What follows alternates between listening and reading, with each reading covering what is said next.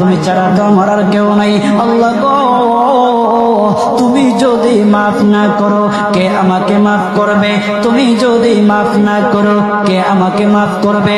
তুমি যদি আমাকে মাফ করো তাহলে তোমার কোনো দিকে কমবে না, তুমি যদি আমাকে মাফ না করো তোমার কোনো দিকে বাড়বে না। আল্লাহ গো, তুমি আমাকে মাফ করে দাও। সারাটা জীবন অন্যায় কাজ করেছি, সারাটা জীবন নাফরমানি করেছি, আমার কাছে কালেমার দাওয়াত কম আসে নাই, আমার কাছে কালেমার দাওয়াত কম আসে নাই, আমাকে লোকেরা কম বোঝায় নাই। ওগো আল্লাহ, তুমি আমাকে মাফ করে দাও। মাফ না করলে কোথায় যাব, কার কাছে যাব? বাবা যখন মারে তখন মার কাছে আশ্রয় নেওয়া যায়, মা যখন প্রহার করে তখন বাবার কাছে আশ্রয় নেওয়া যায়, বাবা মা যখন প্রহার করে তখন দুনিয়ার কারো না কারো কাছে আশ্রয় নেওয়া যায়। ওগো আল্লাহ,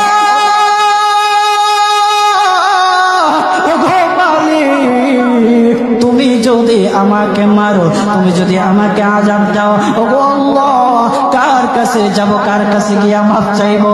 ওগো আল্লাহ, মেহেরবানি করে মাফ করে দাও।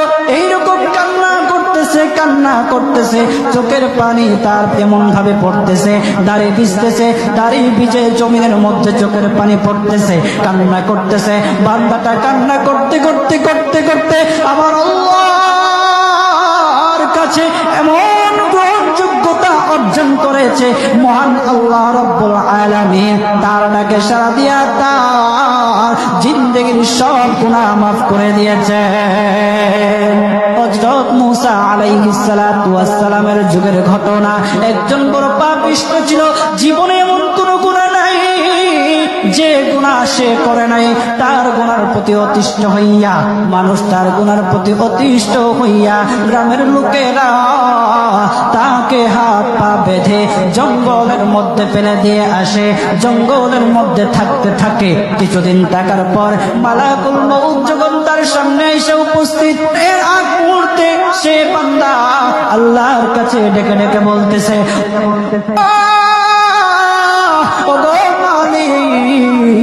তুমি ছাড়া তো আমাদের আর কেউ নাই, তুমি ছাড়া তো আমার আর কেউ নাই।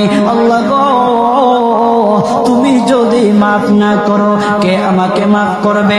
তুমি যদি মাফ না করো কে আমাকে মাফ করবে? তুমি যদি আমাকে মাফ করো তাহলে তোমার কোনো দিকে কমবে না, তুমি যদি আমাকে মাফ না করো তোমার কোনো দিকে বাড়বে না। আল্লাহ গো,